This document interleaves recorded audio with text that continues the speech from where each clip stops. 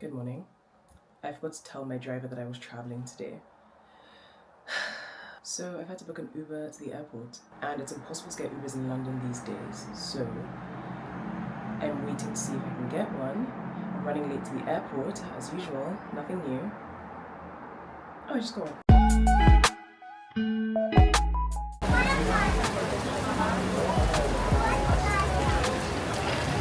Leaving the London weather to arrive in Pisa's London weather is crazy.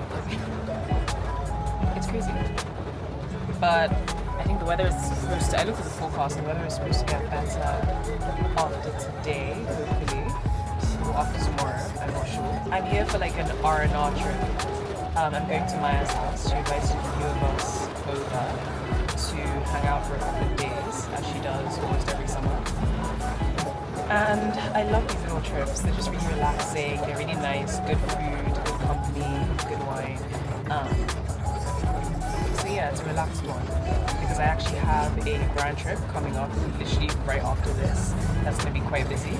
So I appreciate this like brief moment of downtime. Side note: this is the first time I think I've traveled in about 3 years without having done my lashes because I didn't have time. How do you feel about it?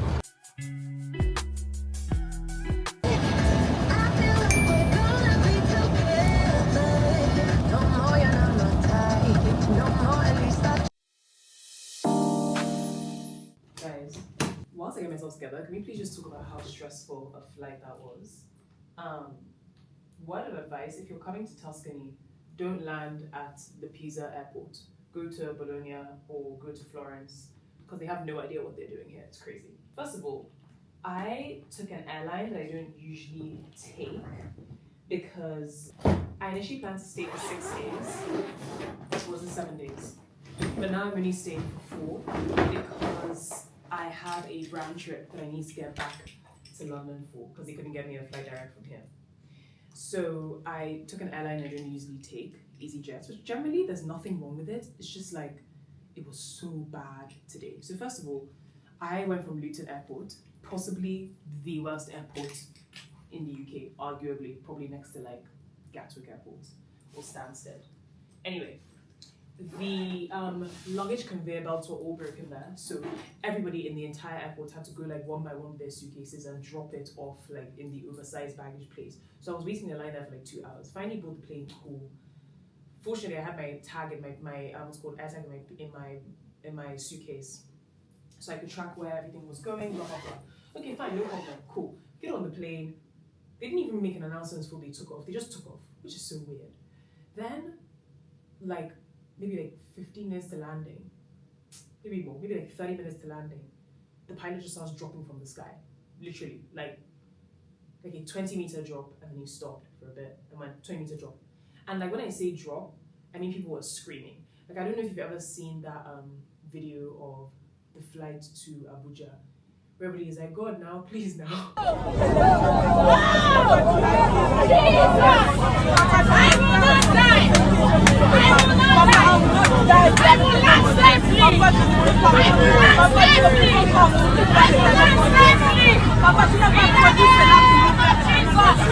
That's literally what it was, but like the British version.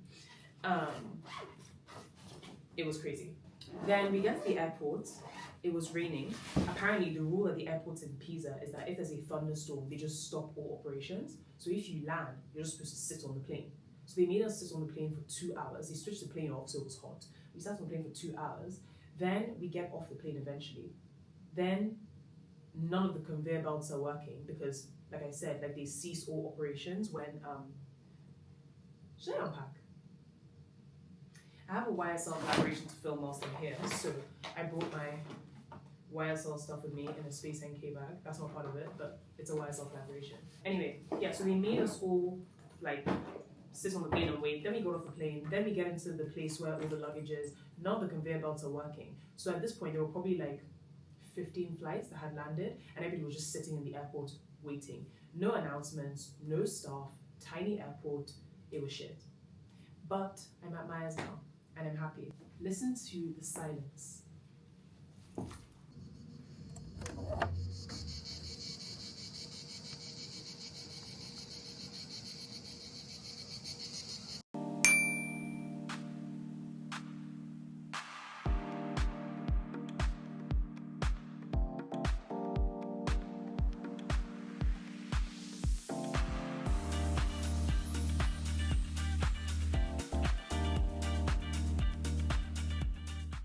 So Mommy and I had some time before dinner. I showered because I felt disgusting after that flight and after being stuck sitting on that flight. So I showered and I smelled really, really good. I wish you guys could smell it. I'm wearing this set from ASOS. I got it last year for... when did I get it? ASOS sent me some pieces last year because I went to Sicily with my family. Guys, I love Italy. Like, I don't know if... I feel like I've mentioned this a few times, but I love Italy. And my family love Italy. So I went to Sicily last year with my family and I got this set like right before Sicily. And it's so comfortable, it's so cute. I got it from ASOS. So Mommy and I are going into town. Maybe we'll get a drink, maybe we'll get some ice cream. Maya doesn't arrive until later, so it's really just the two of us now. But there are a few other people coming tomorrow and the day after tomorrow. I've been using this Clinique Moisture Surge 100-hour auto replenishing hydrator. So I feel like it's breaking me out, but I can't tell yet. So I'm just gonna keep using it because it's the only moisturizer that I brought here with me. I recently switched to the Obagi hydrating moisturizer, but then I ran out. So I got this at the airport because I saw an ad for it. And I was led to believe it was good, which it does make my skin feel hydrated, but I'm worried that it's breaking me out. Oh, okay, I'll be done in 5 minutes. Sunscreen. Oh.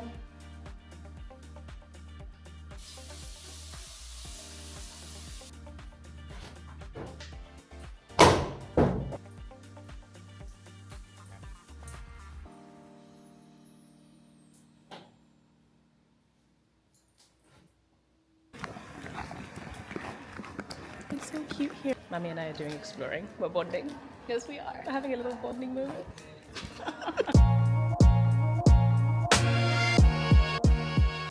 She also wants all sympathy when she gives nobody. When she gives nobody sympathy, she's so rude. Man of this, silly, rubbish. When you need to remember that you are his girlfriend. Maya should be arriving soon, so I've set my alarm to wake up when she arrives, so I can say hi. Maya, smile. You actually look really fresh for having just got off a flight. Yeah, you look like really awake. Yeah, I was thinking that when I got.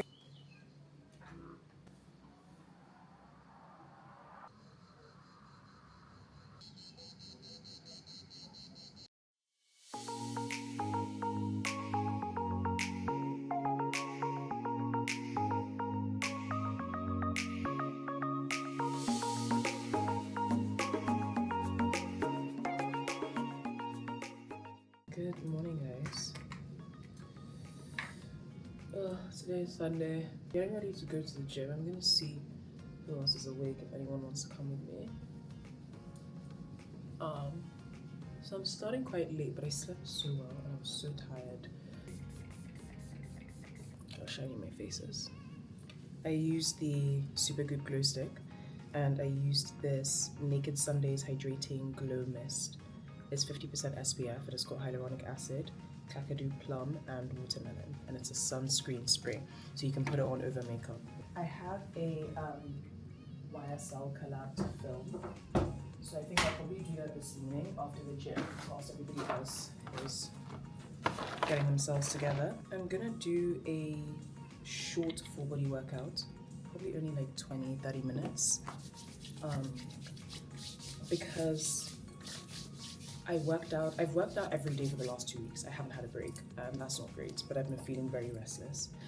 I think now that I'm on holiday, I'm relaxed, so I don't feel as restless as I did when I was working out every day in London. So I'm gonna give myself a break. So after today, I don't think I'm gonna work out for the rest of the holiday, and then when I go on my brand trip, when I'm away, then I'll work out more. Oh, this is from Gymshark. I just recently got it.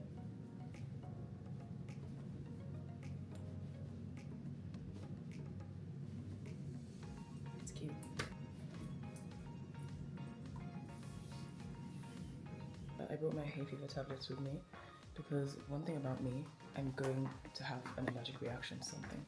Today I'm referring to the ancient texts. I'm gonna do an old Tone with Toby workout. I'm referencing myself today, but I have really good ones.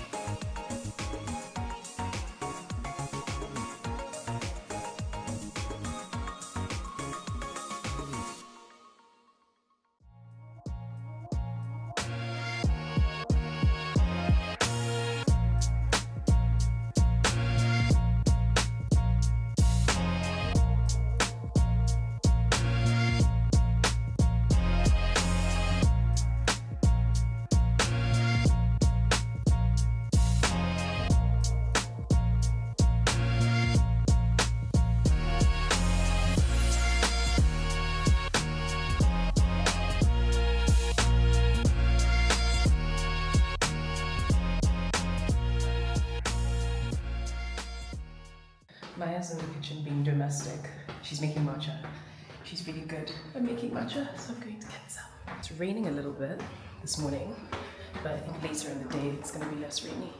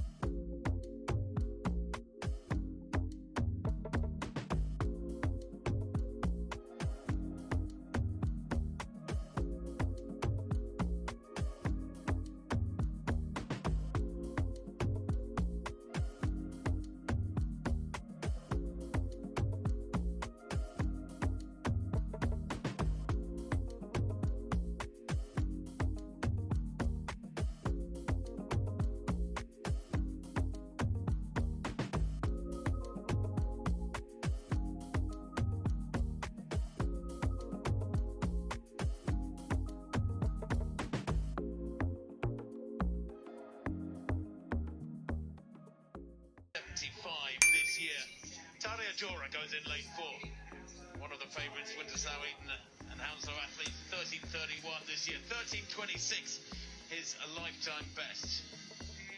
Want to get a good start. NR is national record and C is county record. Come on, Taddy, come on, Taddy, come on, Taddy, come on, Taddy. Come on, Taddy, come on, Taddy. Come on, Taddy, come on, Taddy, come on, Taddy. Come on, Taddy, come on, Taddy.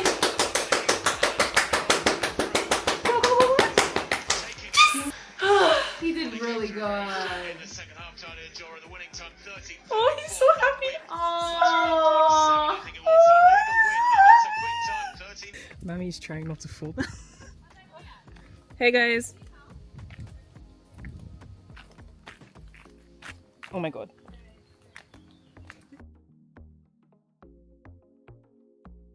Guys, I keep thinking about this YSL content that I need to film. And I can't relax. So I've decided I'm just gonna go film it now. Then I don't have to think about it later. The life of a content creator. It's the life I chose. See, everybody is laughing without me.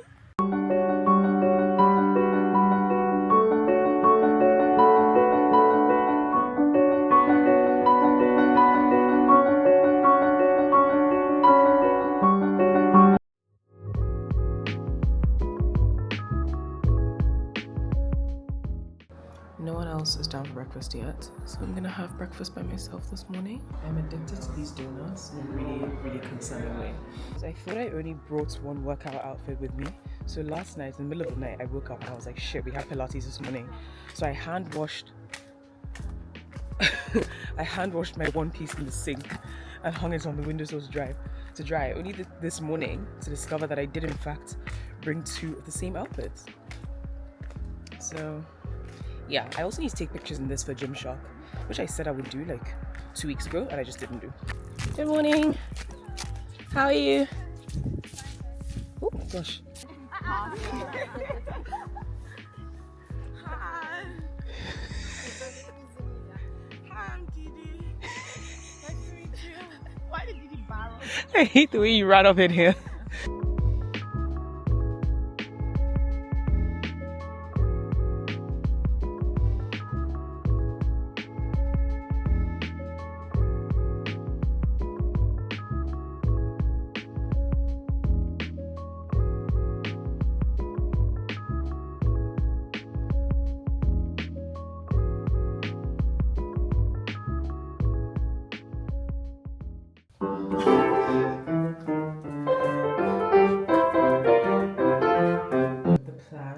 For today, we were gonna go to the beach, but we decided to veto beach day because it's quite cool, and we thought it might be nice to go into Sienna and go shopping instead and have lunch and like a drink and some ice cream and stuff.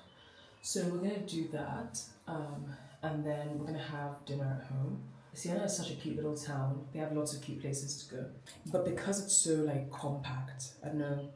Like it's got like a lot of old brick buildings and narrow streets. It can get so hot when it's hot, but it's like a nice breeze today. I'd say it's like 30 degrees with a really nice breeze. So it probably makes the most sense to go today. I'm not too pressed about not going to the beach. I love Italy so much because it's so versatile. Last year, our family holiday we went to Sicily and we didn't go to Taormina, we didn't go near the water. We stayed in Noto, which is like in the countryside. We haven't done like a family, Italy trip where we stayed in the countryside in years. So that was really nice. It actually made me like appreciate the country so much more. When I get married, I want to get married in Italy. I know exactly where I want to get married. I know what I want everything to look like. It's honestly just my favorite place in the world. Like I can't stress that enough. I've been breaking out a little bit on my cheeks, but my skin is definitely getting better. And I think with like more clean eating and stuff like that, whilst I'm here, even though tomorrow is like my last full day here, it'll clear up even more. I'm really excited for my brand trip. I'm just sad I have to leave here so early. All my friends aren't leaving until like quite a bit later than me. So that's sad, but I'm excited for the opportunity of a really, really cool brand trip to a really exciting place that I've never actually been before, which is rare. I very rarely take brand trips to places I've never been before, but I've never been to this one before.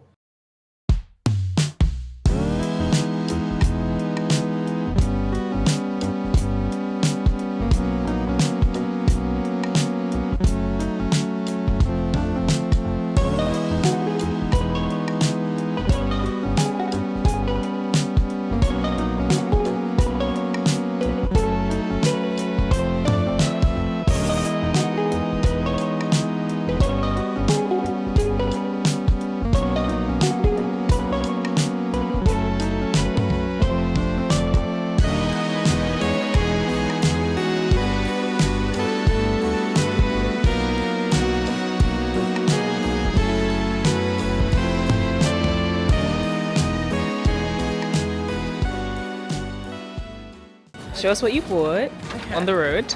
This is the first thing. That's so cute. bought You bought both? But I'm thinking just like beach cover. Mm-hmm. Very classy, chic. Yeah. That's so And cute. then That was my favorite one. do it. I bought do it. This, which I love, which is just like a little vintage. That's really This cute. is a high neck. And then It looked pretty good on you. it looked I will be boring. I will be boring.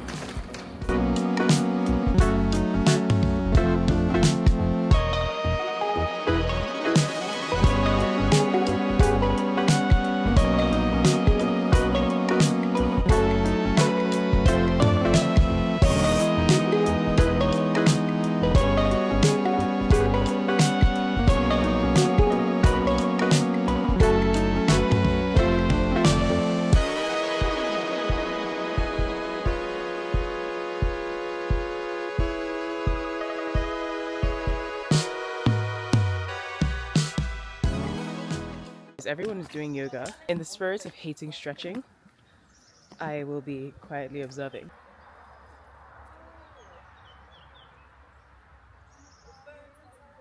Okay, so today we're having a pool and pamper day. So we're just gonna chill by the pool and have manicures and pedicures and massages by the pool.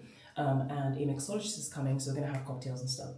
So that will be really nice. And then this evening we're going out for dinner. Today is like my last day, which again is sad, but I have to leave London tomorrow night for another trip. So I have to get back to London. I'm gonna do makeup because I want to take some pictures today. It'd be nice. But I thought that as I'm getting ready for the day, it would be nice to answer some frequently asked questions. I asked on Instagram a couple of months ago and also last week if people had like questions or assumptions that they wanted me to answer to like get to know me better, I guess. And people had a lot of questions. Some of them aren't appropriate, so I'm not gonna answer some of them, but I'm gonna answer the ones that I can. I have them all on my phone. This is gonna be very disorganized. I'm gonna try and answer like the most popular questions. There's a lot of questions. Lord have mercy. Predictably, the most popular question, I'm sure you guys can guess without me even telling you. Are you single? Asking for a friend. I don't know. Do you have a boyfriend? Are you gay? Do you have a boyfriend? Blah, blah, blah, blah. Okay. This is so funny. No, I'm not gay. To answer that first question. Am I single at the moment? Yes. Do I have a boyfriend? No. Have I had boyfriends in my time on social media? Yes. But I don't want to say I don't believe in posting about my relationship. Okay, you know what it is? I do believe in posting about relationships if that's what you want to do. I think that so much of my life already exists on social media and already exists online. And people already have all sorts of things to say about, you know, my family and stuff that they don't know, and about me and stuff that they don't, again, know. That I feel like every relationship I've been in, relationships to me, like opening yourself up to somebody like that and being vulnerable with somebody like that it's such an intimate thing that I personally can't come to terms with exposing that side of me on social media, because so much of me is already exposed on social media. I don't know if that makes any sense. I might not be making any sense, but like, yeah, like it's something to me that like I feel for me personally and for like my own mental health, I need to keep sacred. I don't want people in that. And I know like whenever I talk to people about it who do this, they're like, oh, but you know, you can still keep that side secret. And it's true, you can. And maybe like, you know, one day I'll be able to do that more, I guess, like post my relationships, but like I just don't. And I feel better for it and I feel happier for it. But yes, I've been in long-term relationships since I've been on social media. And I guess like if you're looking for Easter eggs, like if you're really, really looking, you will see like the periods when I've been in relationships and the periods when I haven't been in relationships. But I'm not one of those people, like I don't like post about my relationships because that's not what I want my content to become about ever. Like I don't want my content to become about like, oh, you and your boyfriend does do this, or like, where's your boyfriend? I don't want my content to become like that ever. And some people are really good at like my sister is so good at balancing that stuff. But I just know myself and I know I can't do it and I know I'll get really in my head about it, so I don't. But no, I don't have a boyfriend and no, I'm not gay. Sorry. Assumption, you're a perfectionist and you want things to go a certain way or you'll be mad. I think it's fair to say that I'm a perfectionist. I'll be mad. I don't think I'll be mad, I think I'll be sad. I'm one of those people who like, and it sounds bad, I'm very risk averse, so I don't actually like taking on tasks if I feel like I'm going to fail. Which isn't necessarily a good way to live because, you know, failure builds character, etc. But like, it's not my character that I want to be built by failure, I'm so sorry to say. One of my resolutions for this year was to try and take more risks. And when I say more risks, I don't mean like be stupid and dangerous. I mean like healthy risks. So for example, like starting a YouTube channel. I've been talking about starting a YouTube channel for about 3 years. And I think part of the reason why I procrastinate so much is because I'm scared of failure. Like before I started a YouTube channel, I always used to think like, oh my god, what if like no one cares? And like, it's really cringy and embarrassing and like, yeah, like I've just done this for no reason. But I took the jump and I did it. I have like so many business ideas in my head and I'm like, I want to start a business, but like what if it fails? But I'm trying to train myself out of that kind of thinking. So yeah, one of my resolutions for this year was to take more risks, and that's what I'm attempting to do. I'm trying to not be such a perfectionist. It's so funny, I have conversations with my agent about this all the time, because she's always like, Toby, just like stop over editing videos, just post it. And I'm like, no. And it's the reason why I actually think I have a really hard time on TikTok, because TikTok is one of those places that appreciates, you know, like raw footage, like things that aren't perfectly curated, and my mind just doesn't work that way. Like I love perfect curation, but what does best on TikTok are things that aren't perfectly curated. And I think that's why I have like such a hard time posting on TikTok in real time and stuff like that. I just can't do it because like I just like perfection, but I need to grow out of perfection. Oh, another question I get a lot, have you ever had a job? Have you ever had a 9 to 5? Guys, you think I'm jobless? I'm not jobless. Yes, I have had a 9 to 5. This kind of ties into another question, which is, how did COVID have an impact on you becoming an influencer? Okay, so this is what happened. I was a COVID graduation kid, so I was at university in LA, as I've said multiple times before, and I finished my last semester from Lagos because LA shut down, schools shut down, and I came back to Lagos during COVID. Then, during that time, obviously I was like doing my own hair and stuff, and I was just spending so much time at home doing really nothing. I'd started Tone with Toby by then, which was my fitness page. So all I used to really do is post on my fitness page. I did so much cool stuff on my fitness page. Like I worked with the World Health Organization and like all this cool stuff. Like I used to do like, if you've been following me for like ages and like you follow Tone with Toby, like you'll know I used to do like, what's it called, TikTok. I used to do Instagram Live and I used to do like workout classes on Instagram Live. And so I was getting a lot of like, you know, I guess you call it attention, I guess, from posting fitness stuff. Then around that time, it's not even like I tried, like I wasn't even trying to become an influencer. Like I think I posted a picture on my main Instagram page, which at the time, I think Tubi had the same number of followers. So my Tubi page had 100 more followers than I did on my main page. I wasn't even trying to grow my main page. Like the idea of being an influencer had never even crossed my mind. It's not something I sought out to do. I posted a picture of my hair. My hair was out or something. It was like the day of my hair appointment and my hair was out. And I was like, oh my god, that looks so good. So I posted a picture on my main page. And I think that was like, because my page had been private for ages. I opened my page at that time and I posted a picture of my hair. And that picture, like, I guess you could call it viral, I suppose. Viral. And then that day I had a hair appointment and I was doing blonde French curl braids. And that picture also went viral. And then I was like, this is so fun. Like, people love my content, this is so fun. So I just started taking pictures and posting. Like, it wasn't even like I was trying to do anything. Like, I literally just would take pictures and post, and people would be like, oh my gosh, blah, blah. And I was like, this is how it is. So I continued posting. And my page, like, I think that was in March. Between March and when I left Lagos a week before my birthday. So I left Lagos on September 20th, my page had grown 15k. And so right after university finished, I went to work for a digital marketing agency. I studied psychology. I thought I wanted to be a psychiatrist. I did a placement. It traumatized me and I was like, yeah, no, sorry. So I picked up a minor in communications, culture, media and entertainment at university. Because I knew I wanted to do something in media, not necessarily social media, but I wanted to do something like to do with the entertainment industry. So after I finished, I got an internship at a digital marketing agency in London, like a really, really good luxury digital marketing agency. So I worked with a lot of luxury brands, so in hospitality, in restaurants, like drinks, so like think like, you know, champagne brands and like wine brands. I worked with a lot of luxury beauty brands, so like think like Estee Lauder, people like that.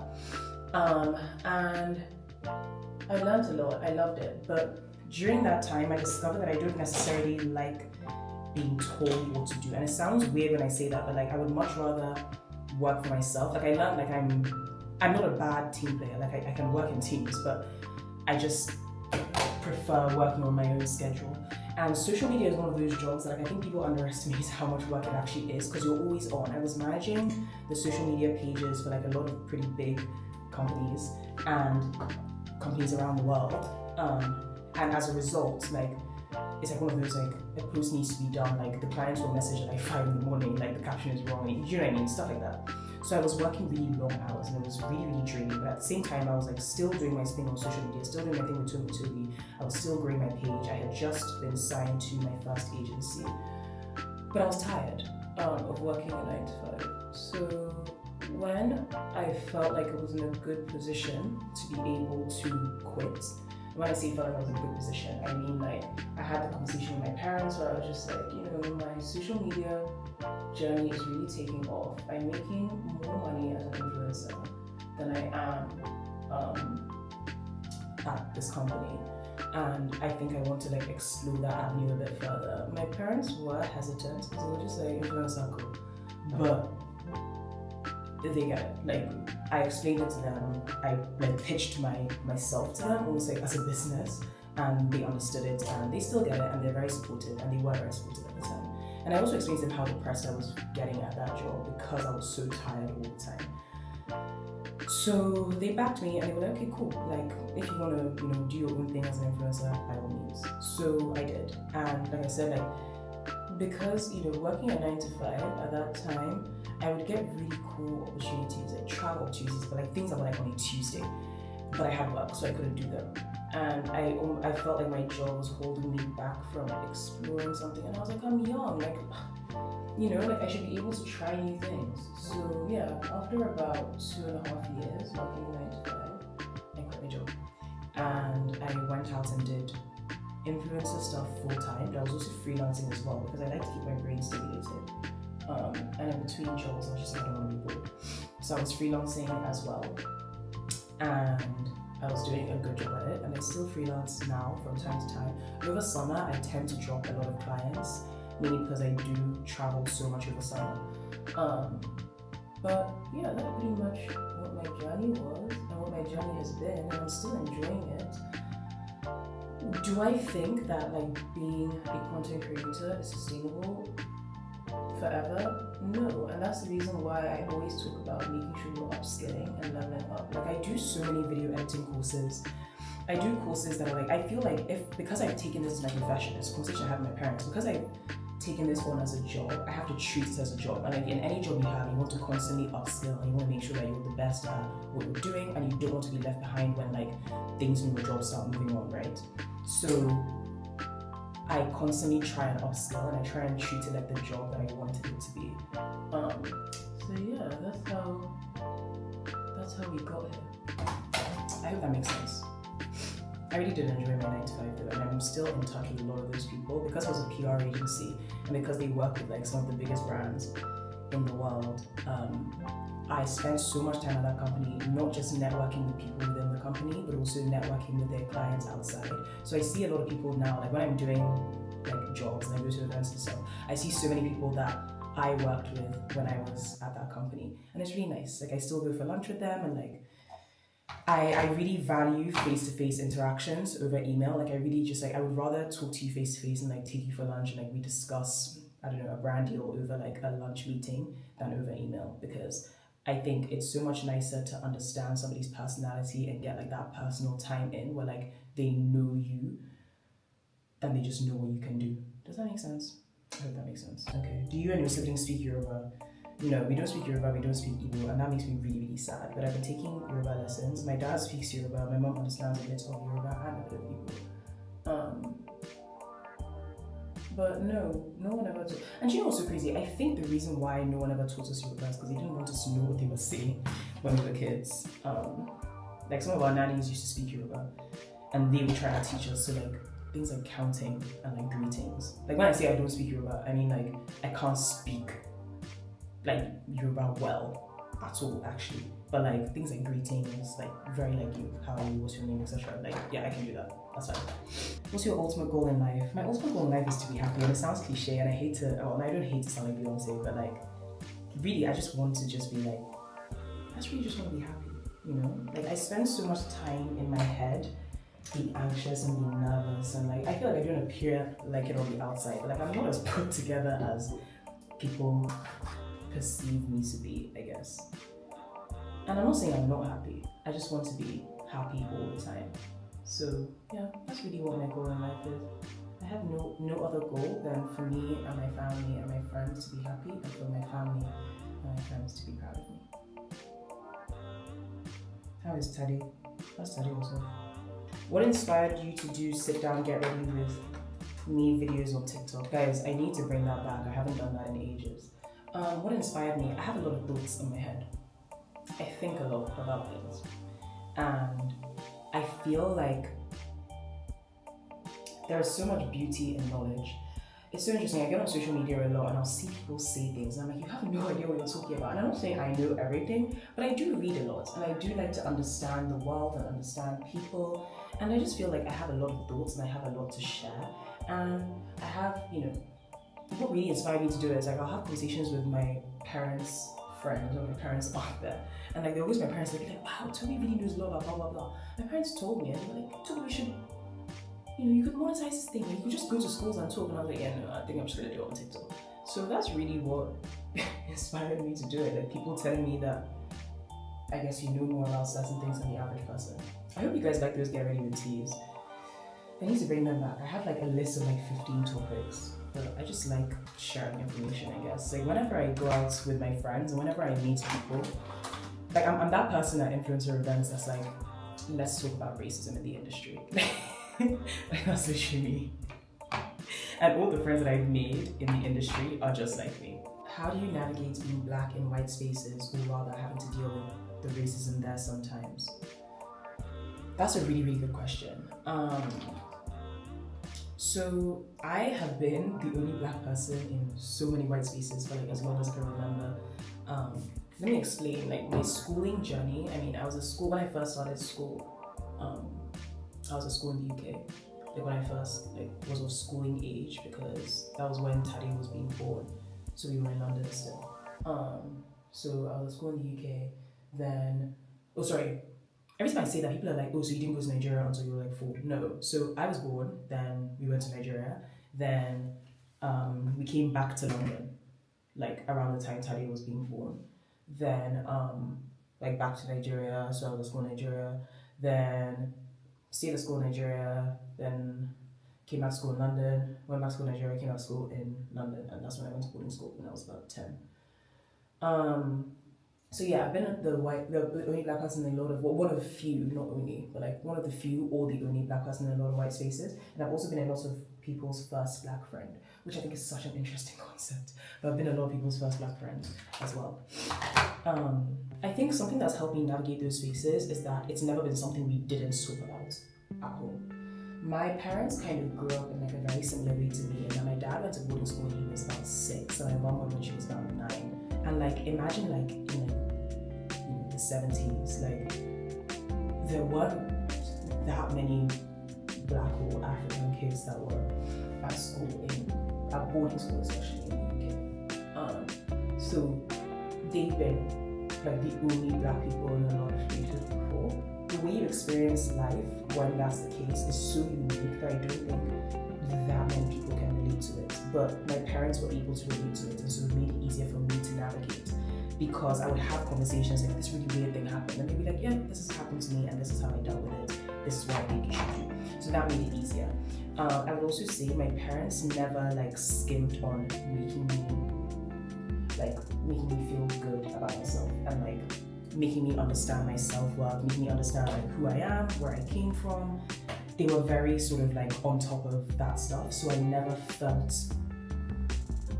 bad about any of that stuff. Even when like people at school would make me feel weird or something like that on the rare occasion that they did, I was one of those like, well, my mommy told me that this, and this about myself, so I already have to say it because you're my mom, and goodbye. I would say like, even though it can be very isolating to be the only black person in all white spaces, it's not a reflection of who you are as a person. Like, identity is not that two-dimensional that I only see myself as race, and anybody should only see themselves as race. You have so much more to offer. I also think something that's really important in these spaces is finding a community where you don't have to explain yourself, explain your identity. And I'm talking about the school specifically. Like, the school that I went to, there were like a lot of Nigerian and Ghanaian girls there, and we're still friends till this day. And like some of them went to school with me in Nigeria and stuff like that. So like we had our own little community, I guess, that was really, really nice and really comforting to have, because it was like a piece of home in a different place. I think only maybe once or twice I've ever cried to my parents about this. When I was younger, when I was at school, I've only cried to my parents about like things that have happened that have been racist, and my parents have always emphasized to me like, you need to affirm your presence, like you're adding value to a space by being there. You're not an imposter, you're not a lottery winner. The system might not be built necessarily for you, but you've earned your space there and you deserve to be there as much as anybody else who is there deserves to be there. I think I'm very lucky in that I have a very open relationship with my parents, and my parents, like the way that I get on TikTok and do my get ready with me's and talk and stuff like that, those are conversations that we have at the dinner table at home. Like we're like a very, very big like debating family, like I didn't understand your point of view, like can I pose a counter argument kind of family. And as a result, like my self-worth, the reason why I am the way I am, and all my self-worth I owe to my mom and my dad. I feel like I'm jumping all over the place, but yeah, I think there was a video that I posted when we were in Sorrento. We were at a restaurant, and somebody commented being like, oh, like, do you ever feel weird when you go to like restaurants in Italy because there's only black people there? To be honest, no. And I don't know why. I mean, I don't know if I should feel weird. I just don't feel weird because like I just don't care. Like I'm going there to eat like everybody else. I'm not conscious about being black. I'm also not looking to perform for people. Like I don't believe that I have conversations with people sometimes. Again, I'm jumping all over the place. I have conversations with people sometimes where like they're like, yeah, like I just feel like I need to be extra polite because I don't want them to think that all black people are. And I'm just like, but I've never walked into a room and seen an impolite white lady and then like all white ladies are. Do you get what I'm saying? So I'm like, to me, the fact that anybody would even think like that about me is so weird that, and it's such a like, it's not unfathomable. It's just so weird that it's not something I think about.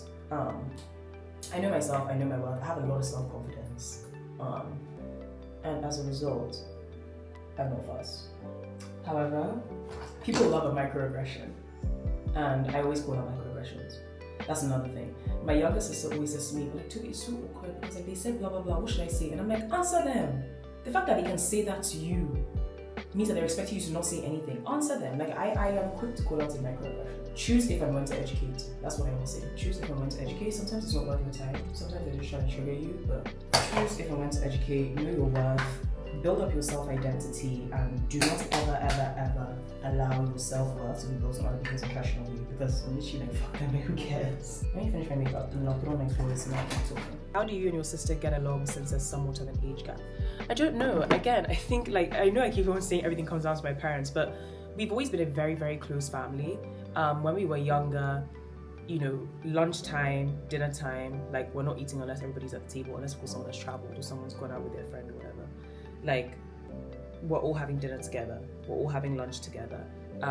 In the evening at home, not even just when I'm younger, now, if two or more of us are in the same place at night before we go to bed, we do family prayers. If two or more of us are in the same place, we do family prayers together. So it's like, you know, before you go to bed, okay, Timmy says, oh, Toby, I'm tired. Okay, cool, let's quickly pray before we go to bed. So we do a lot together as a family. And like, I know some people actually do think it's weird. I know that some people think it's weird. But we're just a very close family because my parents have always just been very intentional about letting us know, like, if you don't have anybody else, at least you guys have each other. Yeah, like, I guess we were just raised close and we've remained close. Life changes so much and we all move to different places, and you know, Taddy still lives in America and Timmy is in America at the moment, and I'm all over the place all the time, and Tammy's in the UK. But we have like our siblings group chat, like we have sibling check-ins, like we talk to each other, you know. It's like if someone hasn't called in like 3 days, it's like what's wrong with you? Why didn't you call me? You know what I mean? So we've always been very intentional about being close, and I think like as the oldest, it's also my duty to make sure that we remain close, because like I know what value my siblings add to my life, and we all know the value that we add to each other's lives. And I think like talking to my friends and talking to people online who aren't that close to their siblings, it makes me realize just how lucky I am to be close to my siblings, and I want to maintain that relationship. I think it's so funny to me, like I've had people like come and report my siblings to me, and I'm just like, do you think that we were telling me they haven't already told me? You know what I mean? Like it's just like, I love being close to my siblings. Christianity, focusing on one's self-development and empathy and love for others. It's funny because I have so many conversations. I've been having so many conversations over the last week about what Christianity means to me, and what like my faith means to me. And it all has always boiled down to faith, religion, Christianity. My relationship with God is a very personal relationship, and I feel like that should be the case for everybody. Yeah, I was raised Catholic and I'm very on top of my Catholic practices. And I am not in the business of judging how other people practice their Christianity, and I hate when people do that. Like, okay, so I'll give you an example. I went to watch Sinners when Sinners came out, and someone messaged me and was like, don't you feel weird going to watch this movie as a Christian? I'm so sorry. If you can allow a movie, or if you can allow like a song or a celebrity to overtake your relationship with Christ, you are the problem. That person is not the problem. That medium is not the problem. Like, that might be a controversial take, but I always just think it's so interesting. People are like, you went to go and watch a movie about vampires as a Christian? Yeah, because I can tell the difference between like my personal relationship with God and what God means to me and a movie. And if you can't do that, you need to explore your strength and your faith, and you need to delve deeper, not just into your relationship with Christ, but your self-worth and how you're allowing outside forces to affect the way that you view yourself and the way that you view your religion. I just think it's a very strange thing that, yeah, and I get that a lot. Like, it's like sometimes when I first started my influencer journey, I guess, and I used to talk, I mean, it's not, I don't talk about religion that much because again, I think it's like a personal journey. But when I would like reference, like, you know, like when I was younger, again, Catholics love going to church early. My mom was a 6:30 a.m. mass, so we get up to church and we go at 5. And I remember I posted on my story one day, we leave for church at 5 a.m. and I posted on my story one day being like, what's it called? I think I was like, 23 at the time, and I posted something like, I can't believe that at 23 years old, like I'm still scared when my mom bursts into my room at like 4:30 a.m. and tells me to get ready for church. And somebody replied being like, I didn't know that you were a Christian. Like you wear quite skimpy things on Instagram. Because I'm wearing a bikini, I'm not like, what do you know what I'm saying? To me, it's just like, yeah. So that's the Christianity part. Sorry, I can't remember what the rest is because now I'm actually getting irritated because I'm thinking about like comments like that, and I'm just like, you guys are so weird. Like, just don't be weird. Focusing on one's self-development and empathy and love for others. It doesn't hurt to be kind. Another conversation. Again, I was having a conversation with my friends last night for like 3 hours. We were just talking. And I was saying how I think it's so interesting when sometimes I meet people who follow me on social media and they're like, you're so nice. Like, you're so much nicer than I expected you to be. And what's so interesting is that I don't feel like I'm being particularly nice. I don't feel like I'm being mean. I just feel like I'm being a decent person. And it's made me realize that a lot of people aren't decent people. I've never based my relationships, my friendships, like associated with people, being kind to people, of anything more than this is just another human being. I've never been that kind of person. I never will be that kind of person. And I think it's weird when people, what's the word I'm looking for? I think it's weird when people change their style of communication depending on what they think somebody can do for them and who they think somebody is.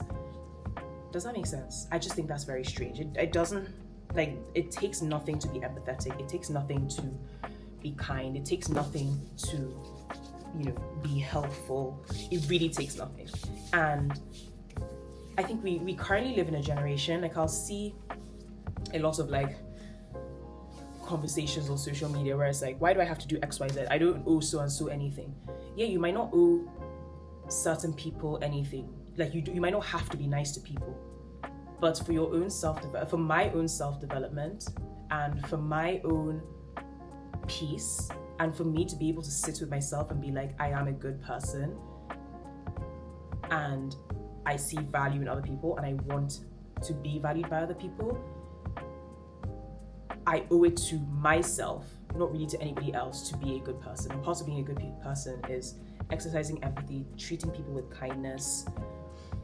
Yeah, I think, and like taking it back to religion for a second, above anything else, whenever I talk to hyper-religious people, and I say hyper-religious for a reason, whenever I talk to hyper-religious people, they always point to the Bible as like, yeah, but in the Bible it says blah, blah, blah, in the Bible it says blah, blah. Yes, it does say that in the Bible, but like for me, I'm like, even for my friends that are non-believers, they are good people, and that's really all it takes. Like, you can't call yourself a Christian, you can't call yourself a religious person, you can't call yourself somebody who has a close relationship with God and be a shitty person. It just doesn't make sense to me. Like, I would almost argue that like, as close as you think your relationship is with God, if you're a terrible person, someone that doesn't believe in God and is just a good, kind, empathetic person, I don't want to say he's a better person than you, but is a better person than you. Because it's not all just by, I pray 3 times a day and blah, blah, blah, blah, blah. That's not what it is. It's in your character. It's in the way you treat other people. It's in the way you exist in the world. It's in the light that you exude when you walk into different rooms. It's the way that people talk about you after you leave a room. It's not just about, I pray so I am better than. Yeah, that's all I really have to say on that. How do you navigate friendships in your 20s? My sister just turned 19, and on the night of her birthday, I didn't want her to spend her birthday by herself, and I was at my friend Mimi's house. So I actually took Tammy with me so we could do her birthday crossover at Mimi's house. I'd gone to the I Said What I Said podcast, that is Mimi's older sister's podcast, and they were all there after the podcast. So yeah, I took Tammy with me, and we did her little birthday crossover at Mimi's house, which was really nice. And because she was like the youngest person there, because obviously she's my sister, so I took her, and everybody else was like, my age or older. What we did like at midnight, which was really, really sweet, is that we went around in a circle, and all like the older people there gave her like a piece of advice for the last year of her teens and navigating her 20s. And one of the pieces of advice that I gave her, and that a lot of other people gave her, is cultivating friendships in your early 20s. Those are your formative years for cultivating friendships in your early 20s, because your life changes so much in your 20s that you need solid people around you who can help you navigate those changes. Especially as women, I think cultivating strong female friendships in your 20s is so important, because there are things you're going to go through that nobody else will be able to understand apart from your female friends. what I will say about navigating friendships in your 20s is be careful about how you define a friend. Because I am a fairly sociable person, I like to talk to a lot of people. I, have lunch with a lot of people, dinner with a lot of people, like hang out with a lot of people. But there aren't a lot of people, there aren't like so many people that I'll be like, this person is my friend. Because to me, being able to go out for lunch with someone and go to a club with someone isn't what defines friendship. What defines friendship is somebody that you can confide in, somebody that like you trust, somebody that you care about, and you don't have to question whether they care about you in the same capacity. I would say like a lot of my best friends, I made them, I've obviously like a good number of childhood friends, but a lot of my friends, I made them like between the ages of, a lot of my very close friends, I made them between the ages of 16 and 20. And I would say like, obviously now I'm 20, about to turn 28. In like the last 5 years, the people I would call my friends that I've made is probably about 5 or 6 more people. And my main advice is just be intentional about who you're calling your friend. Be careful about who you're letting into your space, and I'm very big on energies. I'm very big on like there are a lot of energy succubuses around, and be careful who you're sharing your energy with. Letting people into your space that don't deserve to be in your space can change so much about you, the way you view the world. You don't want to open yourself up to negativity, I guess, because it will affect you beyond just your friendship level. I think my biggest piece of advice is be intentional. Like, be intentional. Just, yeah, be intentional. And also, if you feel like you need to cut people off, do it. It's fine. I don't think I've ever, like, I think I've only ever really cut off like maybe one friend ever. I mean, we had a conversation before I did it, so it wasn't just like I disappeared and I didn't say anything. We had a conversation before I did it, and we had a conversation as to why, and it wasn't like, hey, like I hate you so bad. It was just like I just feel like in this space in my life, I don't feel like we're supposed to be friends, and she had the same opinion, and it was what it was. So yeah, like when I think about my friends, I smile because like I just love my friends so much, and I feel like everybody should feel that way about their friends. Like sometimes I love my friends so much sometimes that I actually feel like crying, and I tell them all the time, I'm like, my best friend Lio, I saw her in Morocco for a wedding, and I was texting her all the time before, and I was just like, I think when I see you I'm gonna cry because I miss you so much, because I love you so much. I just love my friends so much. Wonderful, wonderful people. How do you get into running? Workouts to be toned? What do you need to maintain your fitness? My advice is follow Tone with Toby and check out Wellness Diaries. Guys, I have so many. How do you deal with social anxiety? Yeah, I feel like I've said before, I'm naturally a very anxious person. I have forced myself, and I think that falls into another question, which is how did you get so good at public speaking? Love your Get Ready with Tea videos. Thank you. I think I'm naturally an introvert. I'm also naturally a very shy person, but I've had to force myself to not be because I found that it wasn't serving me. I felt like I was missing out on opportunities because I was afraid to speak up and because I was shy, and yeah, that just wasn't working for me. So I had to fix it. My little sister Tammy is really shy, and I say to her all the time, like, just do it. Like, actually, just start talking. As far as social anxiety goes, knowing when you need to separate, like, when you need to go somewhere else and actually take a breather, is very important. Understanding your capacity, so understanding how much you can handle in social settings, how much you can handle in spaces. I don't believe in I know I said force yourself. When I say force yourself, I don't mean you're in tears, you don't want to go and you force yourself to go. I mean just reframe how you think about things. It's not always a worst case, you might get there and you might find that you love everybody there. You might get there and you might have so much fun. So it's about reframing how you feel,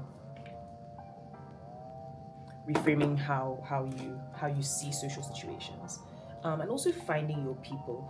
Because I go to a lot of influencer events, something I learned pretty early on, which actually helped me navigate social anxiety in those settings, is that everybody feels weird about being there. The others aren't ready yet, but I am, and the bartender is here, so I'm gonna head down and get a start. But I'm gonna answer a couple more questions while I'm walking, if I can do this carefully. Oh my gosh, these stairs are so steep. Someone said you don't love Afrobeats. I don't know how I give that, but I love Afrobeats. you keep stuff to yourself, solve your own problems, rather than, and then you tell your friend/partner later. Yes, I do that. I do think that's a function of being an eldest daughter. I'm everybody's problem solver, so I'm like, if I can solve everybody else's problems, why can't I solve my own? So I generally don't like telling people when there's something wrong.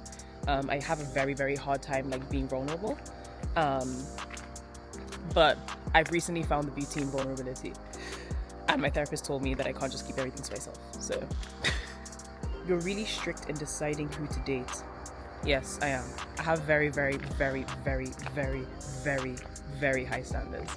And I blame that on my parents. I'm not washed by silly things like, I don't know, like how much money you have and like stuff like that. Like that stuff just doesn't move me. So yeah, I'm very strict. I think above all, like if you're a shitty person, bye. Ooh, drinks.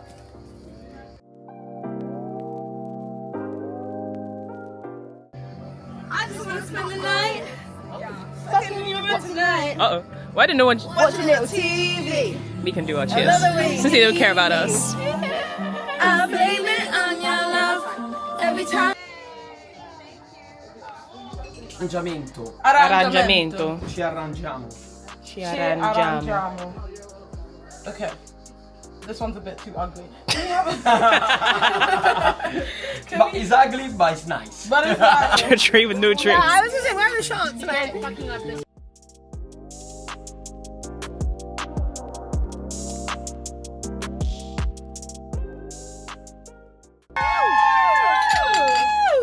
That was a hard cheers. Cheers.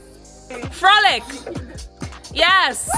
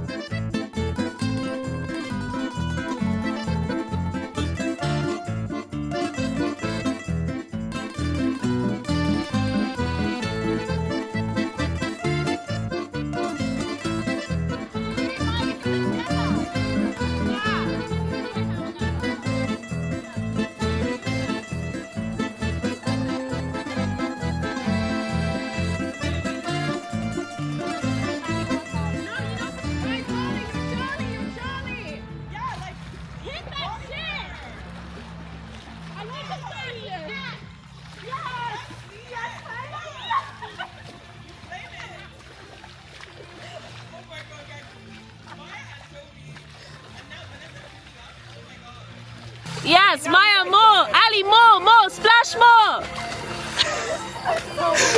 Vanessa, relax! Oh! Uh-oh! Uh-oh. Oh. Okay.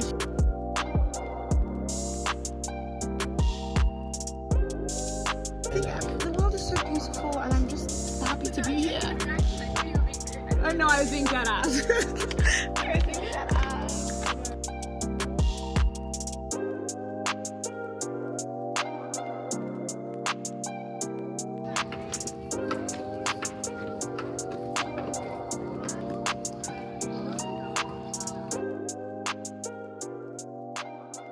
So I'm just doing a final walkthrough to make sure I didn't forget anything, but it's 5:30 a.m. and I'm about to leave to go back to London. So this is where I'm going to close out my vlog. Thank you for watching and I hope you enjoyed this video and see you in the next one.